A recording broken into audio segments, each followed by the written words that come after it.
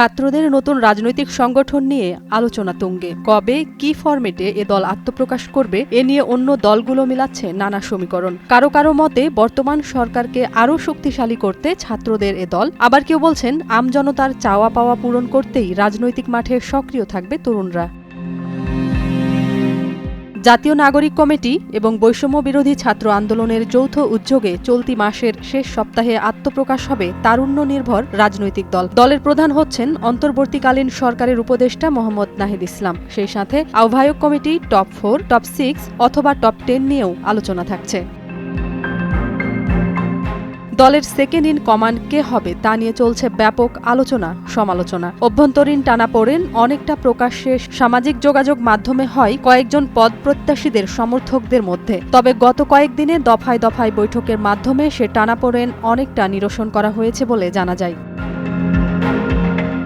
জাতীয় নাগরিক কমিটি বা বৈষম্য বিরোধী আন্দোলনের শীর্ষ নেতাদের ব্যাপারে জানা যায় অভ্যন্তরীণ টানাপোড়েন অনেকটা নিরসন হয়েছে। তারা বর্তমানে নতুন দলের কমিটির আকার বা ফরম্যাট কেমন হবে সেটা নিয়ে আলাপ আলোচনা করছেন। পাশাপাশি দলের নাম এবং প্রতীক নির্ধারণের কাজ প্রায় শেষ পর্যায়ে আছে। একাধিক তরুণ নেতা জানান কমিটির আকার বড় করে আলোচিত এবং গ্রহণযোগ্য ছাত্রনেতাদের গুরুত্ব দেয়া হবে। জানা যায় আহ্বায়ক কমিটি গঠন করে 1 থেকে 2 বছরের মধ্যে কাউন্সিলের আয়োজন করা হবে।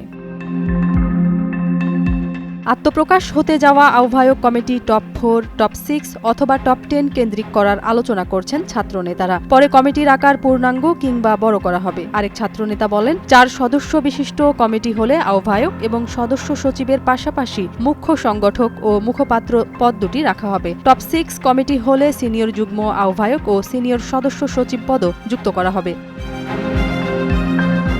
দল আত্মপ্রকাশের আগে উপদেষ্টা পরিষদ থেকে পদত্যাগ করে প্রধান হিসেবে দলের হাল ধরবেন নাহিদ ইসলাম। দলের সেকেন্ড ইন কমান্ড বা সদস্য সচিব হিসেবে জাতীয় নাগরিক কমিটির সদস্য সচিব ও ঢাকা বিশ্ববিদ্যালয় কেন্দ্রীয় ছাত্র সংসদের সাবেক সমাজসেবা সম্পাদক আখতার হোসেন অনেকটাই নিশ্চিত বলে জানা যায়। মুখ্য সংগঠক হিসেবে আলোচনায় আছেন বৈষম্য বিরোধী ছাত্র আন্দোলনের আহ্বায়ক হাসনাত আব্দুল্লাহ এবং জাতীয় নাগরিক কমিটির মুখ্য সংগঠক সার্জিস আলম। তবে হাসনাত আব্দুল্লাহর সম্ভাবনা বেশি বলে উল্লেখ করেছেন বেশিরভাগ নেতারা। মুখপাত্র পদের জন্য আলোচনায় আছেন জাতীয় নাগরিক কমিটির যুগ্ম আহ্বায়ক আলী আহসান জোনায়েদ, আহ্বায়ক নাসির উদ্দিন পাটোয়ারি, মুখ্য সংগঠক সার্জিস আলম এবং মুখপাত্র সামান্থা শারমিন।